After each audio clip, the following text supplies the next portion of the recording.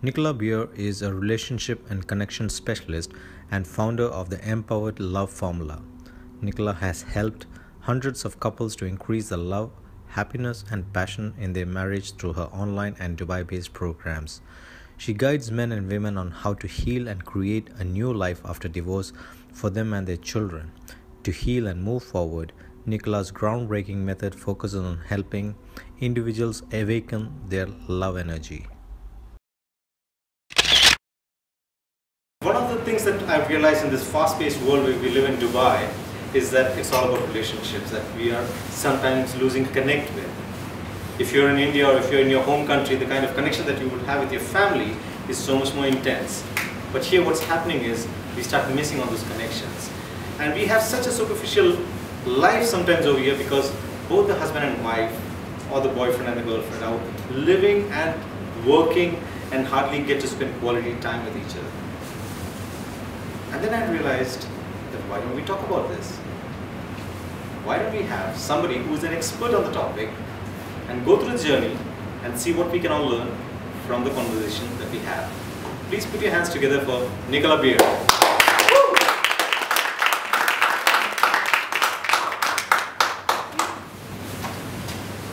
Good evening. Good evening. There's no mic here, so we'll have to be audible.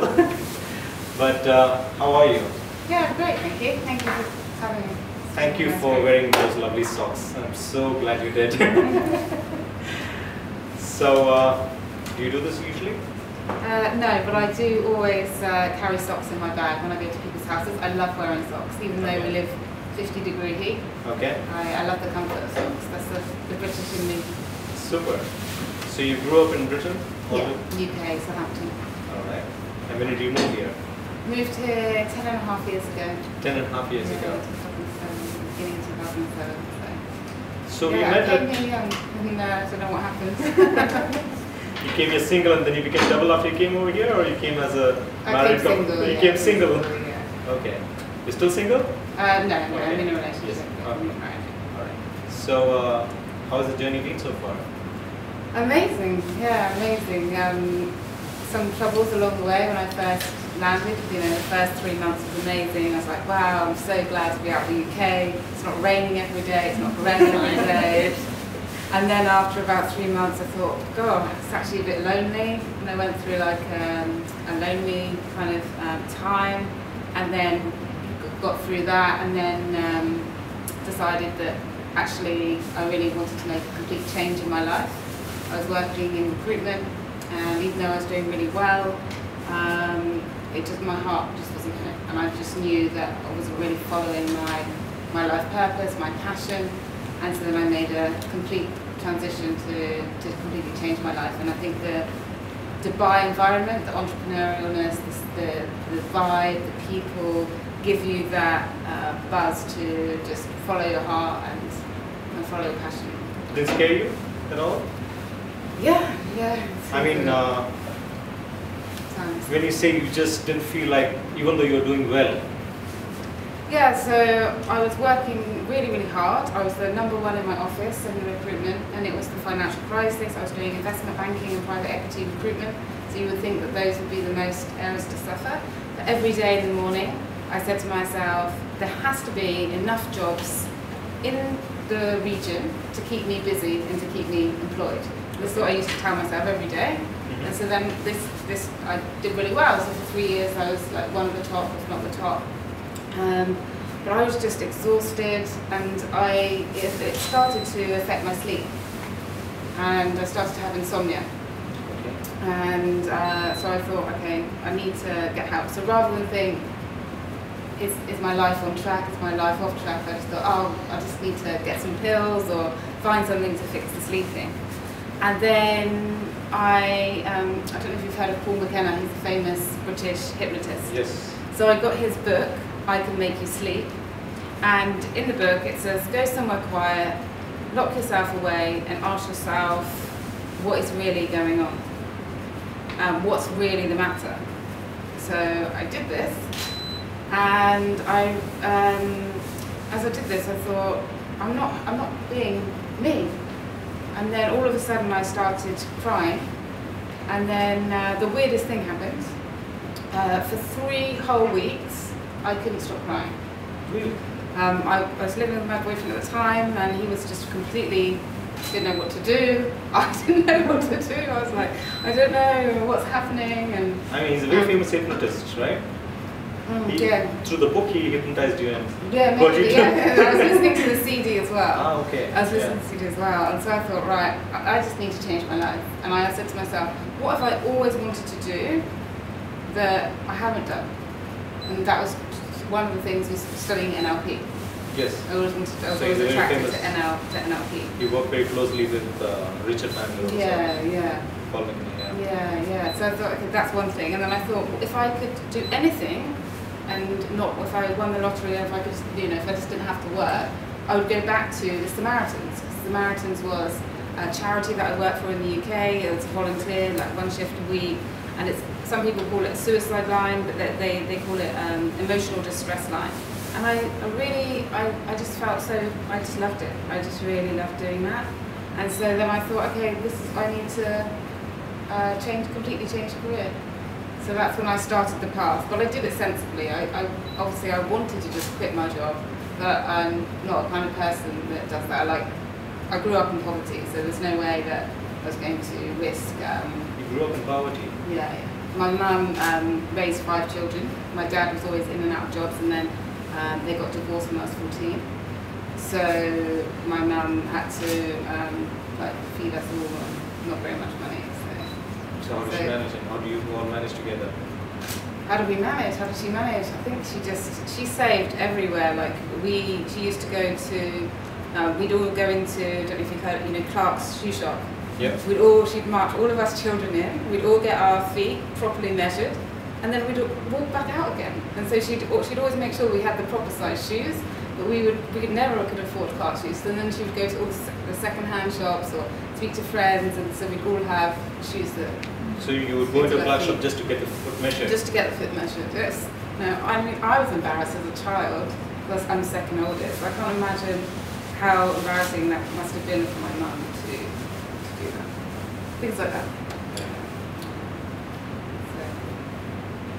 The past defines our future a lot of the times, and you have seen these struggles that you had in the family. Is that the reason why you decided? Why was it? Okay, let me go back a little bit. Sure. You said you were working with the Samaritans in the UK, yeah. And then you moved to Dubai. Yeah. And then you got into recruitment. Yeah. But that was not what you were doing in the UK. So no, I was in recruitment in the UK and working for the Samaritans. And then when I came to Dubai, I thought I'd work for a helpline. Okay. And then I realised when I got here that there weren't any helplines at all. That wasn't a possibility. And so then I just thought, okay, well, I'll just continue working. And then after this time, I just knew in my heart that it's not fulfilling. So how long have you been doing this in Dubai right now? So right now, 5 years. 5 years. And it's changed. What I've been focusing on has changed over the time. That's been another journey. The transformation and the changes, yes. Yeah. But like they say, you can only connect the dots backwards, and you can only look at things behind and then see what it is that has created all those shifts for you. So what did you start off with? I spoke to a lady, and she said to me that it's good when you're coaching or helping people to have like an area to focus on. And she said, if you really love the Samaritans, think back at what the people that were calling were struggling with. And a lot of them were struggling with grief and loss. Loss of a job, loss of a loved one, and loneliness. So I decided, okay, I'm going to go back to the UK, and I'm going to study grief and loss. And so then I got certified in grief and loss recovery. And on the first day of the grief and loss course, I said to the lady that was running it, I said, I don't really have that many losses in my life. So my granddad has died, but he had a good life, and that's how I define loss. Was this after your crying episode that you did this? Yeah. Okay. But I still didn't see that as that's the way I saw it. I thought it was just, And so on the first day, they make you chart all of your losses in your life. And I realised that the biggest loss in my life was my parents' divorce, because my mum was struggling and quite abusive because she was struggling so much when they were together, and then when my then they got divorced and my dad left. So it's like dad used to save us from mum, and so then it was like lost two parents. And so I was like, wow, this is. So I thought I am meant to be and help people through divorce. So I came back to Dubai and I started helping people with divorce, to help the children with divorce, and to help people struggling with the loss of divorce. And then, after doing that very short time, and I still do that now in Dubai, I had so many couples come to me and say, can you help us save our marriage? We don't want to get divorced. Or I thought about divorce, but it's not really what I want, and marriage counselling isn't working. And I thought, right, this is what I'm meant to do. And then so how do you help them? How do you help them? So I don't believe in having two people together and then they talk about their problems, because that just goes over. You're just going over and over the same thing, and the chances are they've already spoken about what's wrong with each other. You know? So I work with a couple individually. First of all, I look at what do you really need in the relationship to make you happy. I have a list of 16 different needs, and we all need different things. How we feel loved is different. So some people feel loved by affection, some people feel loved by words and giving compliments, some people feel loved by people doing actions for them, like cooking their favourite meal, going and picking up errands for them. Some people feel loved by doing activities together. So we all have different ways. So I have couples identify what are their top 6 needs. And then we have a joint session, and we don't focus on the past. We're like, okay, this is where we are now. Let's draw a line on the past, and then let's create a new future. Right. So looking at, okay, these are my top needs, these are mine. Are we willing to make each other happy? Okay. So that's the first part of what I do. And then the second part is, again, meeting with them again individually and clearing negativity and resentment. Because even if you are doing loving things for each other, if you're still like angry about, oh, they didn't do this on my birthday 2 years ago, or they did this, and you keep playing that in your mind, it's gonna just cause friction. So we clear negativity and resentment, and then we come together again, and then we look at how they're going to communicate moving forward and creating a shared meaning. Super. So there's a lot of NLP that you're applying into this whole thing completely. Everything is there within NLP. I've seen that you've done a ton of certifications and courses and everything. Yes. Which is the one that has made the most meaning to you out of all that? I really loved The Journey. I don't know if you've heard of The Journey. It's by Brandon Bays.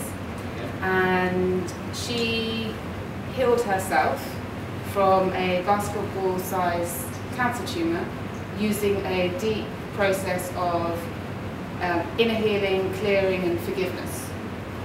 And so then she has to be certified by her. She has 6 week intensive, or 6 training courses. Some are 4 days, some are 10 days. And it's so powerful, and I've done all of her training. So it's basically based on the work of Deepak Chopra, that our cellular memories, our cells in our body, they store painful emotions of the past. And in order to clear ourselves, talking sometimes isn't enough. We need to clear out the changing memories. How do you do that? It's a process. It's really like a talking process where you have your eyes closed, and let's say that I was upset about my childhood with my mum, which now I have a great relationship with her. It's not hypnosis kind of a thing, or no? Not similar, but you're conscious. You're more talking. Okay. So you say, you invite that person to a campfire, and then you empty out everything you need to say. So just get it all off your purging chest. everything. Yeah, and then if there are any negative memories, then you change those memories. Okay. So we say, okay, what would the memory be like if you had self-love, if you felt great, if you had all of these qualities, and then then it's full heart forgiveness. Because forgiveness is a gift that we give ourselves, and that's a great thing about making a relationship great. The more forgiveness you can have between a couple, the more forgiveness you're able to forgive in your life, the freer that you will be. Yeah. And so it was really deep. They had a retreat called No Ego, and you have to face and admit all of your ego patterns. And I mean, like you say, we all have egos, and that was really intensive. They have a thing called exposure day, where you stand on the stage and you say, "This is my ego pattern," and it's really, and it's liberating. Shall we do that here now? No, that's not doing it now. All right. So when you say about, let's go into your personal relationships, is that fine, or you don't want to talk about that? Yeah, I'm happy to. Why not? Open it. All right.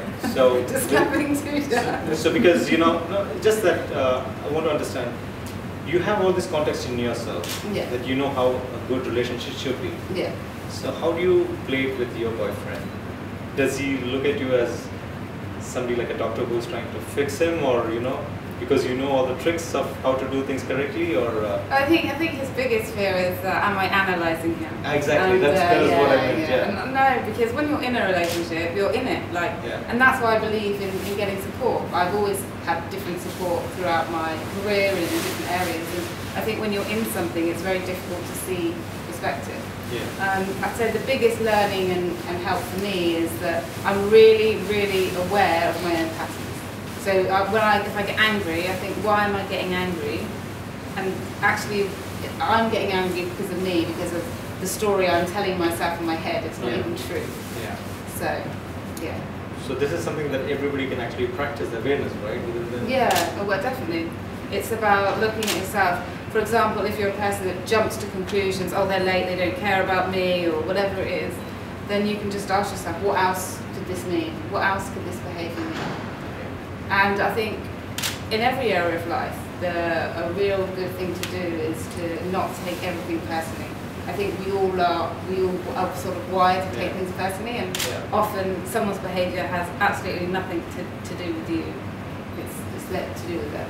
Sure. And have you had clients who you worked with for quite some time, and then they resolved everything, and then like a yo-yo, they went back to what they were before, or they really get things going? I think it depends on the personality. Yeah. I mean, we set a plan, and we said, right, this is how you're going to make it different.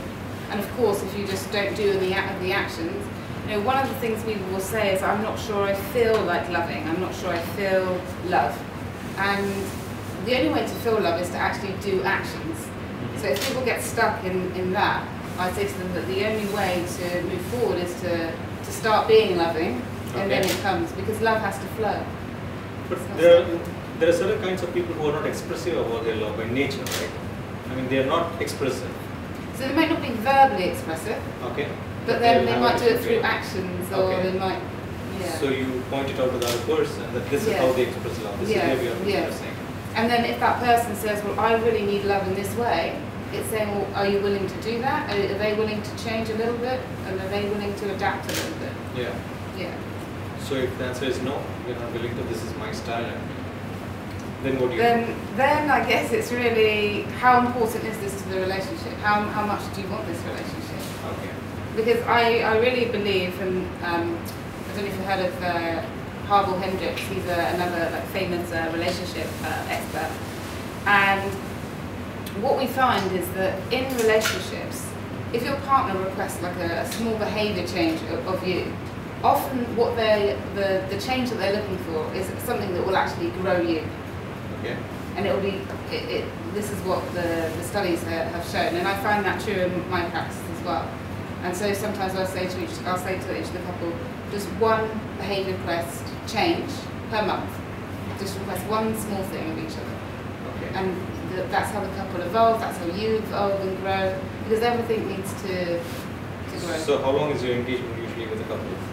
So the first part that I mentioned to you, the two parts, that's 12 hours. So it's quite intense. Some couples, they will literally say, look, we just want to really change our relationship quickly, and all in 1 week. They fly in, we'll Does that work? Does it happen? Yeah, all it takes is a change of thinking and a new plan of action. So it can happen quickly.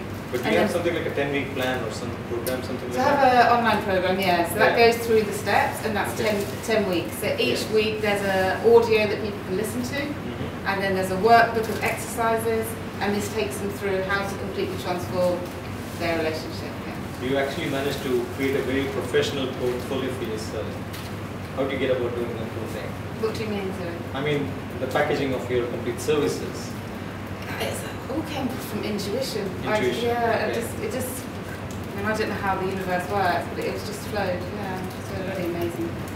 Really, really amazing. I just thought, also working with couples, thinking this isn't working.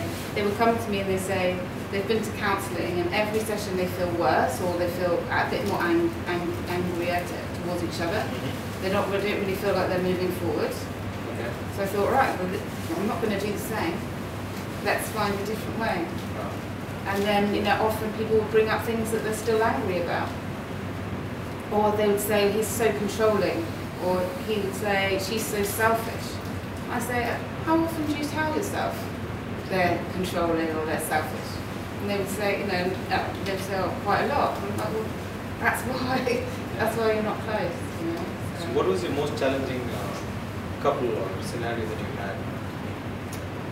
Most challenging. Like, for example, with the children, you've been part of the book called Putting Kids First. Yes, right? yeah. So how do you do that? So that's with when I help with the divorce side. So okay.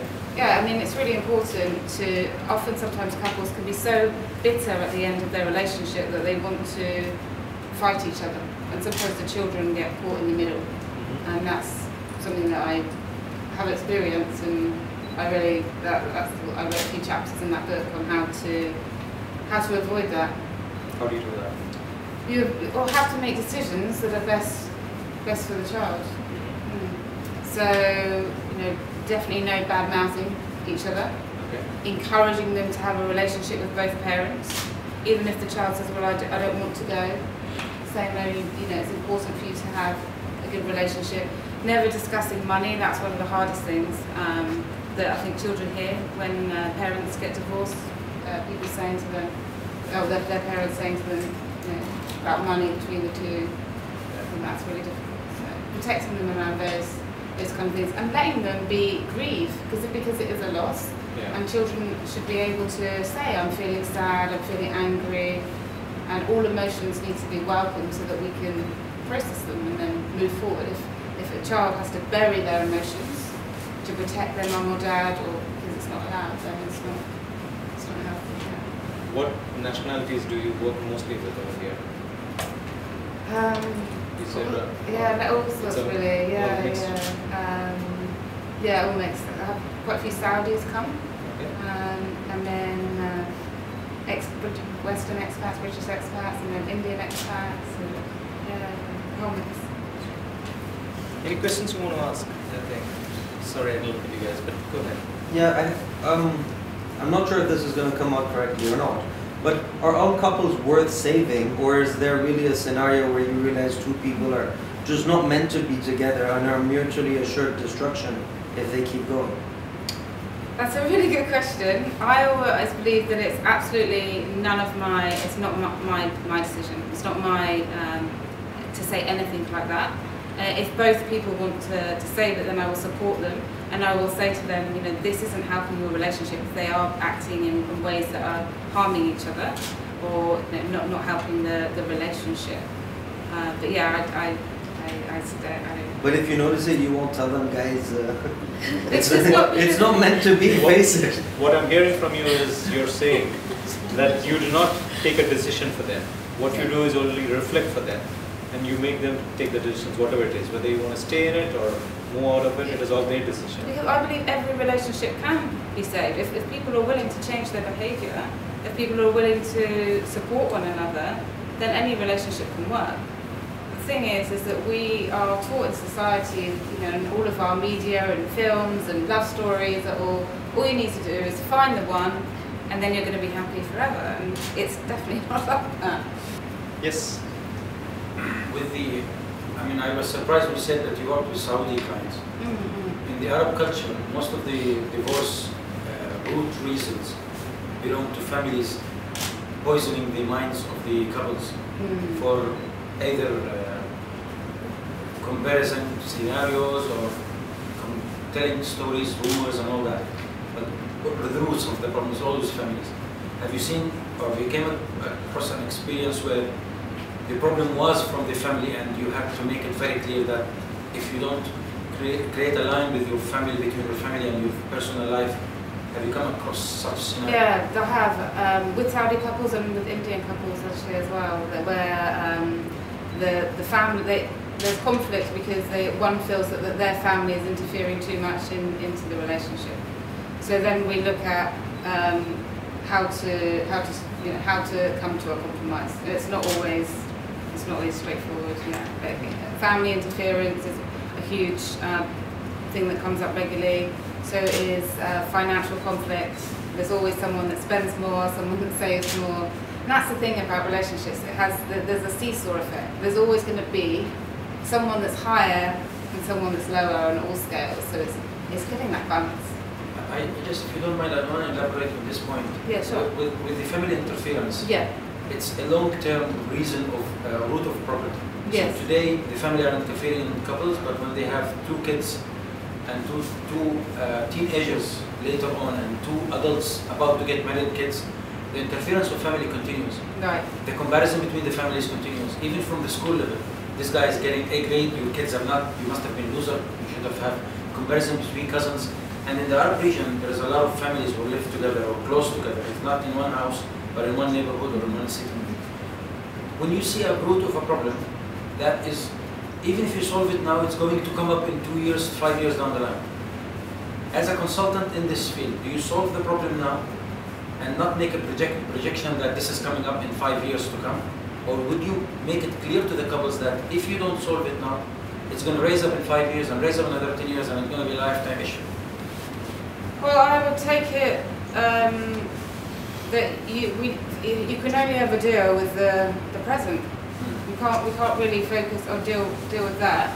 We can equip them with tools and we can say, look, if this is likely, if they say to me this is what could happen, then we can try and work that out. But really, we can only deal with what we're dealing with now.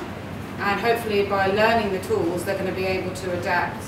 But it's very difficult. It's very difficult, especially if you're the one in the relationship where your husband or wife is very angry at you because of your mother or father. And in those situations, I say to the person, I said, look, they can't control the other person.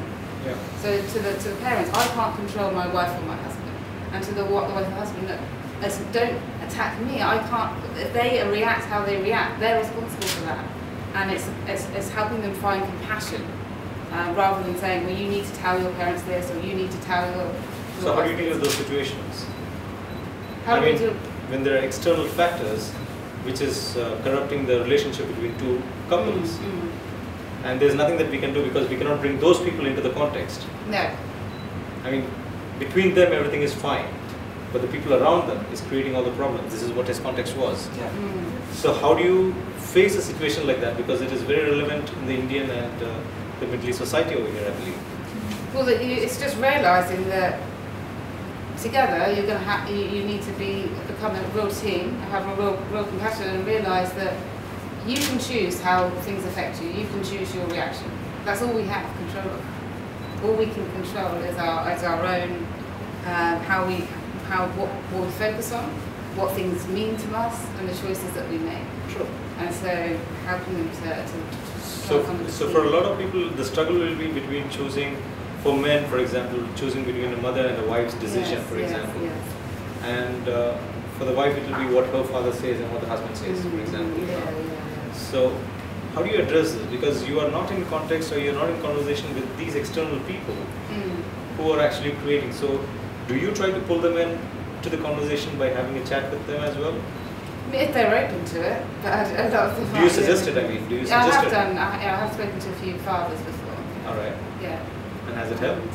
Yeah. It 'Cause it's actually just giving shifts, them a bit right? of perspective. Yeah. And what you find is that a lot of time, people just want to be heard. People want someone to listen to them and say, what you're saying makes sense. They want to be validated. Yeah. And often, when we give someone the gift of validating them, when we give them the gift of just saying, I can see your point of view, or what you're saying makes sense. It's not necessarily agreeing with them, it's not agreeing with them at all. It's just saying, I hear you. Yeah. And then when you do that, the person then moves from having to push their point of view across to you to just being relaxed and being like, okay, you get what I'm saying. I've made my point. And then that's the key. That really helps a lot. So how do you extend the conversation? Like, for example, you say, I hear you. I know what you're saying. I know what you're saying. What you're saying makes sense. Are you saying that? Are you saying that it makes sense? Because probably it's not making sense. Sometimes you're just hearing them out. Okay, so you it doesn't make sense. I can see that. I can see your point of view. Point of view. The people want to know that they're not crazy. And if you keep, let's say we had an argument about something, and you keep saying no, and I'm just saying no, please, and you're just completely dismissing me, then I'm going to feel that I have to keep on pushing until I try and convince you to my way of thinking. This is how it works in relationship. But and if you just said to me that I can see where you're coming from, you're like, okay, relax. And now we can move forward. It's a very interesting thing, because I want to understand how you would take that conversation forward, because you would say, I can see your point of view, and then if you add the word but, however, then it changes everything, you know. The context is completely different. Then you're saying, you know, and you say and this is my way of how this is how I see it. Okay. And let's find. And I wish that you. Okay. All right. Great. So yes. So how often does this work? As in, what's the percentage? Does it click 50% of the times that the marriage is saved, or is it like 80% of the times, or what is the failure win ratio? How often does if you look at traditional marriage counselling, the statistics are 75% end up worse off or divorced, which is why I really started doing this. Personally, in my own practice, I've had just two couples in the whole time that. And that was when an affair was going on, and when I was in both of these examples, and when I was working with them, there was the third party involved.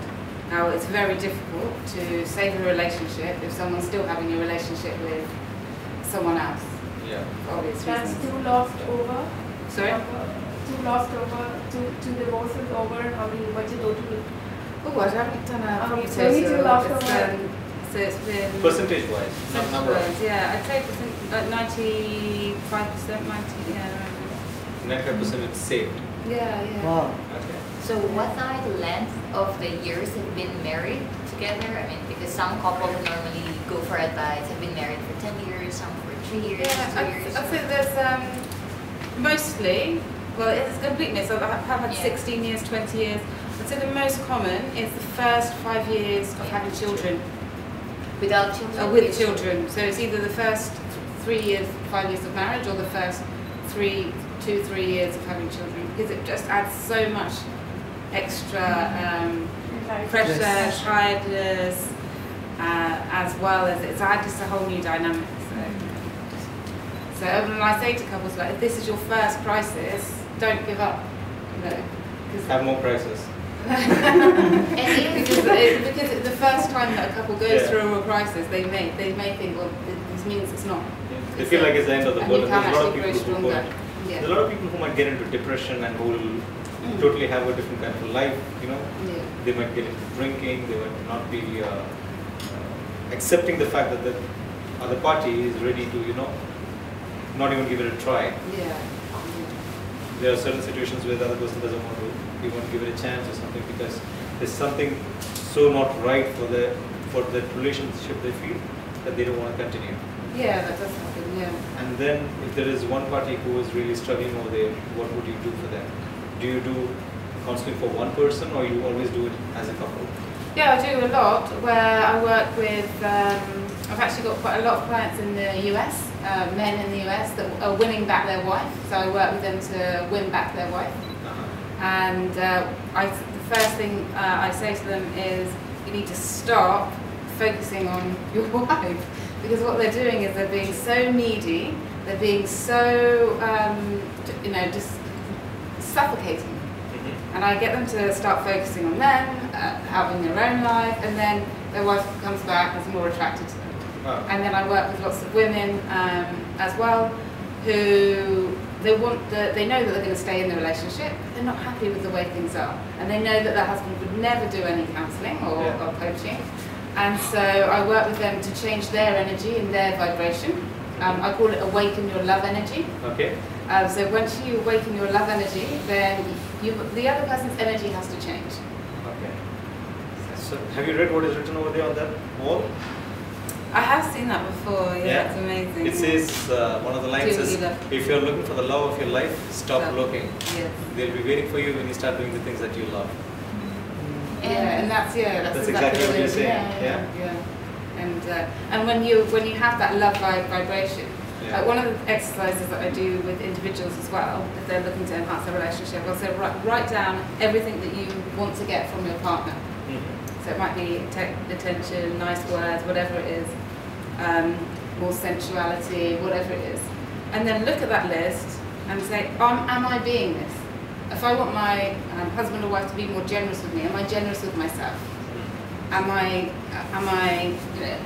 and go through that list, and then once you become that, you attract that. And it's changed my life, and it's helped a lot of people as well. I have a question. Yes. So, and you have the right to answer or not, but this is very interesting to me, is have you ever had clients that have come to you and disclosed dealing with emotional or physical abuse? And if so, how have you sort of dealt with that? And also the way that that person identifies, abuse, and whether to what degree they are okay with it, because maybe culturally they've been told that, it's coming from a good place or something like that. So I'm curious to know whether you have come across clients, come to you and admitting something like that, and then how have you sort of changed their beliefs about it, or if they already know that maybe perhaps it is sabotaging them, how have you helped them through that? Sure. So I've had actually quite a few cases, unfortunately.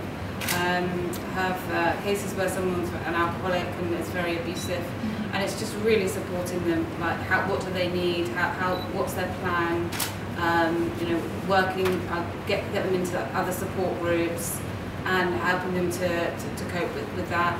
And then I've also had men and women, actually many women, who have come to me and said, I can't stop beating up my husband, or this kind of thing. And so then I've helped them we've worked on their anger, we've worked on, we've done deep processes, we've done hypnotherapy, we've looked at real getting into changing their behaviour. So it does come up, but you can only help someone as much as they are willing to go there. So sometimes it's literally listening and supporting, and then giving them, trying to find a support network for them. And it's not as easy as just to say, don't leave. And I'm also very careful not to tell people what to do in those situations, because you don't want them to feel like, okay, that they find support and I'm helping them, and then if they're not doing what I'm saying, then they're going to feel guilty, or they're going to feel that there's another person that they don't have support from. So I really focused on helping them build up their confidence and build their own support network, so that if they do want to, if they're ready to leave, then they can. So you give them an opportunity, or let's say like a safe haven for them to come and in the case that they want to leave the relationship, so they have something to and if they want to continue working on the relationship, then I'll support them to try and diffuse the situation. And have some, because, and I say this because of course I come from a culture where a lot of our, your parents and your grandparents will tell you that, if your husband abuses you, it's coming from a place of love, because he cares. If he didn't, he doesn't care. So these are the concepts that kind of get thrown around. And I'm just curious to know, have you in some way helped sort of change these concepts as to what is okay and what isn't okay with, I would always speak the truth about what the abuse is, and I'll go through them, but I won't say you are being abused. I would say that this is, if it comes up that this is abuse, and do you identify with this? I don't think labels really helps people either, though, so I stay away from creating labels. Thank you. Your profession is, I have a question. Yeah, go ahead. In a relationship where give and take is not the same, for example, when you consider a narcissist and a masochist, the give is too much from the masochist and the take is too much from the narcissist, which is self-destructive for one person, but as a whole, both of them are getting what they want from the relationship. Would you call that a healthy relationship because both of them are getting what they want, even if it is self-destructive? Or would you try and repair? I mean, it's entirely, if they came to me wanting help to change things, then I would look at that. If they're both getting what they want and they're comfortable with that, then they wouldn't go to her. So it's alright even if it is self-destructive because they just get what they want. But I mean, if it's not helping them, and if they come and they want help, and they say, "Look, this is, I'm really upset by their behaviour," then yeah, we need to look at it. And then they can only really work on themselves. They can't work on the other person, and they can work on themselves. Like, I don't want to be this person anymore. I don't want to be the person that's always addicted to this kind of giving, and I don't want to be the person that's a narcissist. And then of course, we can change that. How is the society over here? Is it really open to these kind of discussions and everything in Dubai? I think no, right? It's quite closed, yeah. And have you met a lot of people who are doing what you do over here? Do you have like a community or something around? No, I don't really know that many people do. So how do you create awareness about what you are doing so that, because it's something that is very relevant and required in this society, especially because we live in a society over here in Dubai where everybody comes here to make money. Yeah. It's not a place where you come and you settle down and you live the rest of your life over here, because the whole the country itself is modeled that way. Yeah. And because of that, there's a lot of reason for us to be unhappy and not to be fulfilled, because there's always this longing where we are going to go back, and the struggle is always there over here. Yeah. So what I'm saying is the foundation is always for unhappiness over here as a society. If you look at it deeply. Yeah. On the surface level, everybody might be happy and smiling and everything. Yeah, I mean the expat community has a lot of stress, it has a lot of change, it has a lot of your support network isn't here. So. Yes. So how do I spread awareness? Is that what you were asking? Exactly. Yeah.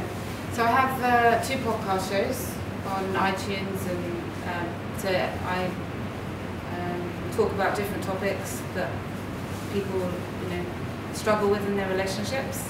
And I have a YouTube channel now, so I have like short videos, and then I write an article every week where I pour my heart into it and really try and give solutions to people going through different things, whether it's money struggles, family struggles, affairs, things like that. And then I have a wonderful assistant who posts them on the social media so that people get to read my articles. So that's how I You wanted to ask something? Yes, there is still time. Actually, my question is about more to understand the root cause. Sure. I'm sure that you are aware divorce percentage is really raising dramatically in the Middle East and everywhere. Middle East reach 40%, so 4 out of 10 marriages get divorced. And Europe and America is even worse. What's causing that dramatic change in couples' relationship compared to our families, where it's really rare to hear that there is two get divorced, while now it's very common, and the people who get divorced, and they are really good people.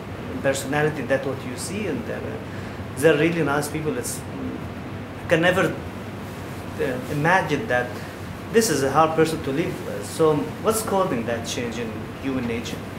I mean, there's a lot of reasons, I guess. I think because now it's more acceptable to get divorced than it used to be, so that's one factor. So people then think, well, we live in a culture of choice. People think, well, it's my choice, and that people are more open to that. I would say I see a lot of affairs are very common, and probably one of the biggest reasons for fallout and why people come to me. So I think that can be a reason why it's on the increase. And I think we live in with a happiness centre, with all of this happiness movement. I think we can sometimes feel that we need to be happy every day. We need to be happy we do, but there's a pressure, and there's a pressure of unless I'm happy all the time, then there's something wrong with the relationship. I'll just change it. this can be the outlook, whereas realising that there's always ups and downs, and we need to, it's okay to feel sad, it's okay to grieve and to go through things. So, I don't know if that answers your question. To some extent, so it's about being more acceptable from culture, affairs, and I just want to be happy all the time and not accepting that, not having the perfect partner with me. That's not... And that's a really good point actually, because you mentioned like 4 out of 10 people, and I believe, and this may be wrong, but this is my belief, that do you believe that this 40 or 4 out of 10 people, this 50% of the people, do you think they chose the wrong person? Do you think they all married the wrong person? I don't believe that. I think it's just that we need to work a bit with the person, because we can all be rubbed up the wrong way, and it's about finding the right buttons to push rather than... Do you feel people that don't want to put the effort, like... I think what she said it about was the case people, before. We started living in a society of choice, rather than compromises and making things work, is what has created this big shift right now in society actually. Where people are not patient enough, and also, correct me if I'm wrong over here, we have moved from a joint family system to a nuclear family system, and everything has shifted so much. I think per se, the coaching industry itself, this is an outlook that I have, why it was so prevalent in the West for so long and it's catching up in this region is because we lived in a support system always for a long period of time in this part of the world. And now what has happened is people have started choosing professions and moving out of houses and being more independent and creating their own identity, and they're ready to do anything to create that identity. But that was not the case before, but it was the case before in the West. So even the parents are struggling with how to address these problems and things, So the easy way is do what you like to do. I think that is right. Yeah. Thank you. Okay. Last question. Last question, but follow-ups. All right. While I admire what you're doing, it's not easy. Okay, you just keep listening to couples, fights, and arguments, whatever. And was there an instance when you feel like you got exhausted because you're absorbing all the negativity from the couple, and you've been doing this regularly? And if there was a time, how did you manage to recharge yourself? Sure, that's a really good question. So when I worked in the Samaritans in the UK, that charity, what we had to do after every single 5 hours or 8 hours, we would call a leader and we would offload anything that's strained us, anything that got to us. So I learned how to just at the end just release it all. But I do yoga every day. That really helps. And that's really because maybe at some point there's one of the wives or the husband who doesn't even want to listen to you, because maybe at some point she may feel that you are siding to the partner or to the husband, and then she becomes irate. Was there a time when you're trying to pacify one of the wives? And occasionally, yeah, and then you can take it personally, and I think that's with any business you have to learn that, okay, I need to, when I had a struggle one time in my process of running this business where I was told that I wasn't allowed to use the word divorce, and that I was negative, and it just crushed me, and I cried for like a day or so. And I was taking it so personally, and I thought, this is sticking because there's something in me. This is my issue. So I think with things like that, we have sometimes, if things do really get to us, we need to look at, okay, there's some healing here that I need to do. We're coming to the end of the first session. Okay. I don't know whether to wish you great business moving forward because.